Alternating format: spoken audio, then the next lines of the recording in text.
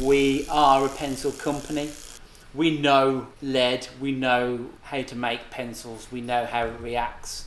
We are keeping a tradition alive by hand and by eye, and they are not easy to make, but they are beautiful and they're beautiful to use. We are incredibly lucky to do this every day.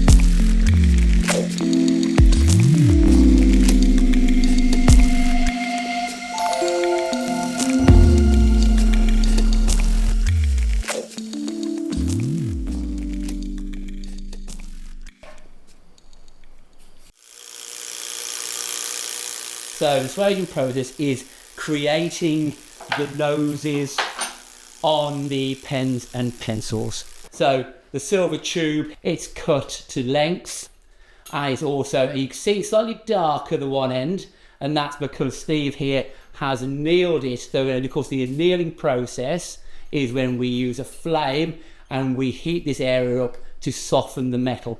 Now of course we want to soften the metal to make it more malleable. So when we put it in the machine, it allows the metal to move. And this is done on every single barrel we produce.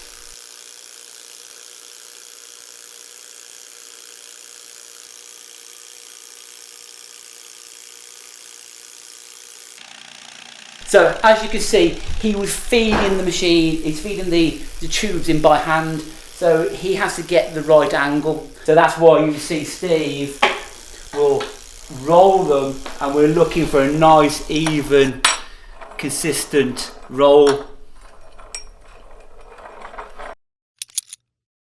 That's a larger one, so that will be your ball pen, and you can see the smaller one will be the pencil. So we are in the press room. This room is where all the fly presses are kept, and then we will use a hexagonal die and we will force this tube through this die by hand. We're using the fly press to create the diplomat. So he will slide the tube on, all the way on. That's a lovely fit. Slide that in position, and now he will gauge where that middle is.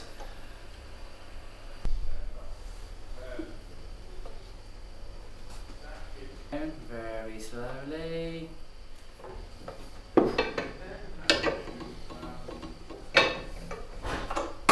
There we go, that's a better one. It drops straight off, and there we go. Straight into the tray, and this will be the clear indicator from round to the hex.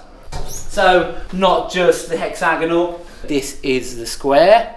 So same process, but actually this one's more difficult to form a square. It's actually a lot harder. There's the dies, there's the mandrel, the Corinthian, of course, the fluted.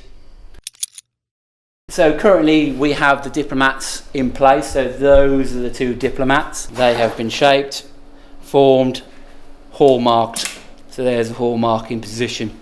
Now what Joe has done now is set them up into the machine. He's set his parameters where the barley is going to be applied to the surface. Two diamond tips, they go into the surface. It pushes the tool in against the barrels, back off, back down.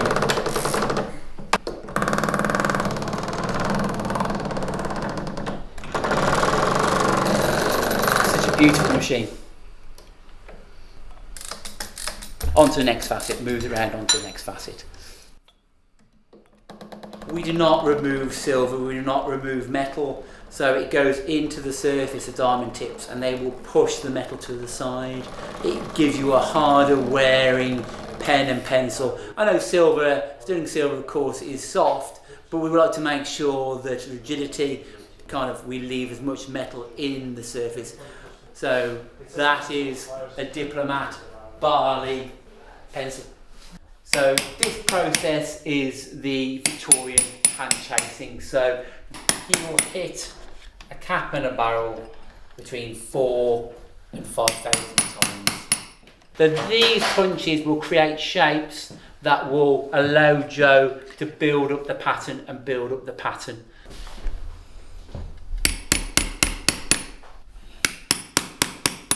It's taken months and months and hours and hours and hours. It all depends from one day to the next, how the metal reacts. You know, whether you're having a good day, whether you're having a bad day, whether you're tired, whether you're feeling good, whether. Yeah. It's kind of, yeah. Yeah, it's always pretty good.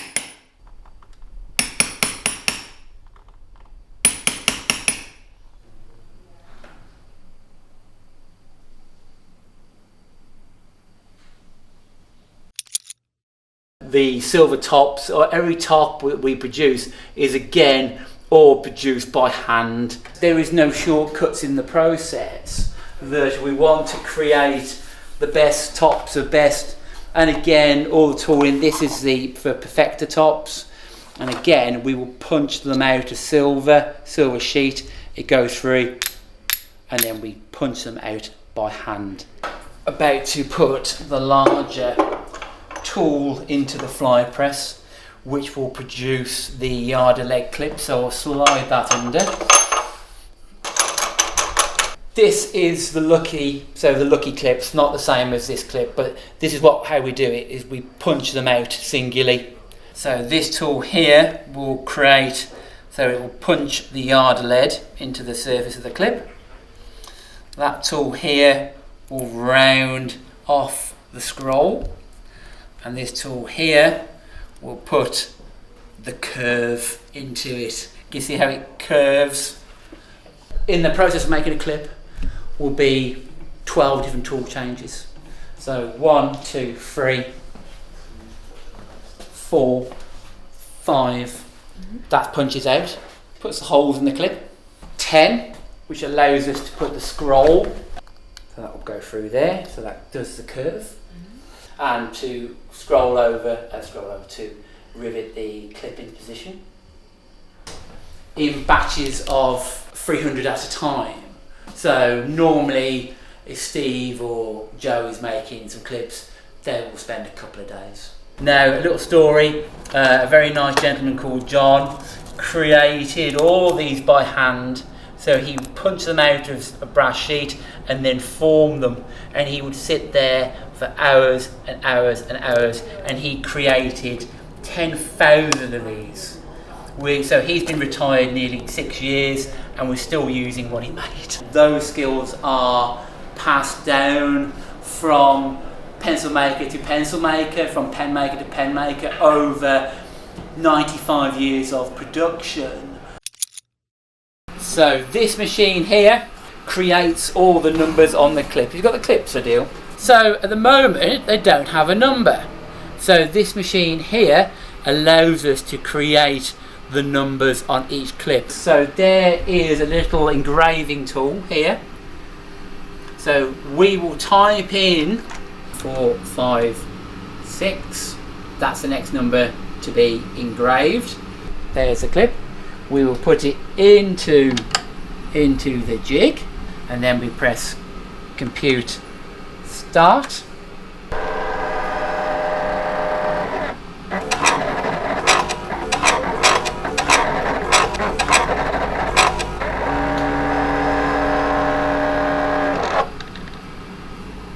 And there's the number. So Amy will start to solder all the internal parts of the pencil. Now we use a hand soldering technique, of course. So she's using a little bit of flux, and she's going to put it on the end of the spiral. So that helps the flow of the solder. So when she puts it in the flame, oh, there you go. You see that little flash of silver? That means that solder has run. Can you see the end? There. Perfect. So now she takes the next part, which of course is the nose cone. Again, she fits it on, heats it up. She waits for that solder to run. So she sees that solder turn and go like a light, shiny colour. She knows that, and then she pushes, There we go, into the table. There's the burning of the flame onto the table. An old technique which has been passed down from many, many years. As you can see, we've done that a few times. And now the next part, of course, is the magazine, which holds, of course, the yard of lead. So this is very, very important. So this is the next part. Let's put a little bit more solder, a little bit more flux on there as well. Here we go. There we go. Then we push. We'll just do a turn, make sure the solder's there. Gives it, and there she fits the refill nut into position. That is the internal parts of the pencil completed. The next part of the process is punching the holes through the barrel, creating the rivet, and then we'll solder the rivets. There we go. Ready? Oh, that's it, all the way through. And there's 2 holes, which of course is for the rivet. Now, the next process is positioning the rivet. So Amy will get the next tool. So we use silver wire for all the rivets. We'll just cut up from this. Yes. This tool will bend over the rivets. There you go, look, that's a nice little rivet. So it goes into the next part, so she will feed the rivet into the tool there and then feed it into the barrel. So we're fine adjusting that rivet, so every single one is different. And there we go, there they are. So the rivet is now in place, so we're going to put it onto the next tool to bezel over the rivet head. Get it all the way in, and then we bring over the tool, make sure it's nice and straight, which it's doing. So just position the tool in, bring it down, squeeze. So again, we're going to be soldering gas and air mixture, so we're going to create a hotter flame, and you'll hear that sound change. There we go. Applies the flux again inside, and there she'll heat up that area. A little bit to the other side to make sure it goes down the clip. More heat. There we go. Give it a wipe and she'll give it a spec. Have a look, Amy. What do you think? So you can see that we've run the solder from the inside, so we draw the solder through, and you can hear that click. You know that now that is solid. Mm-hmm. Absolutely solid. You will never pull that off. Absolutely no chance you'll pull that off, and that's what we do on every single pen and pencil we make. We are in the polishing room. This is the final part of the process here with the Perfector ball pens. So every single pen and pencil, of course, will receive production marks. Well, Jason's job here is to make sure those marks are removed.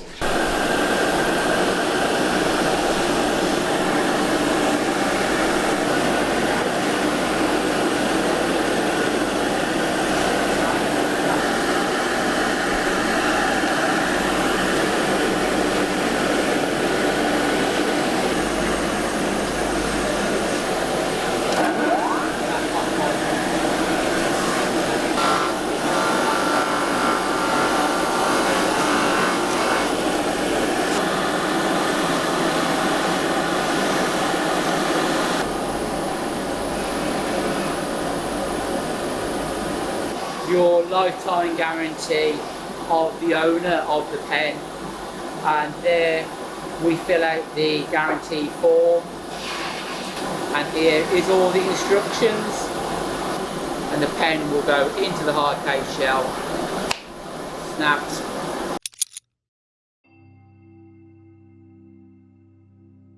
So Yard Lead has been around since 1822. We manufacture silver writing instruments.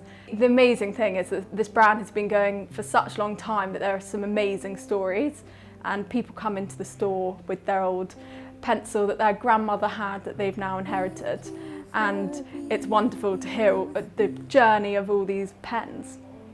So this is a really great story. So this guy here, Leslie Marsh, was 18 and his wife bought him this yard lead pencil. And then 2 years later, he went to go and fight in the Second World War, and it was in his breast pocket, and he felt an impact to the chest, and his yard lead pencil had taken the bullet and saved his life, and he was then named lucky for the rest of the war.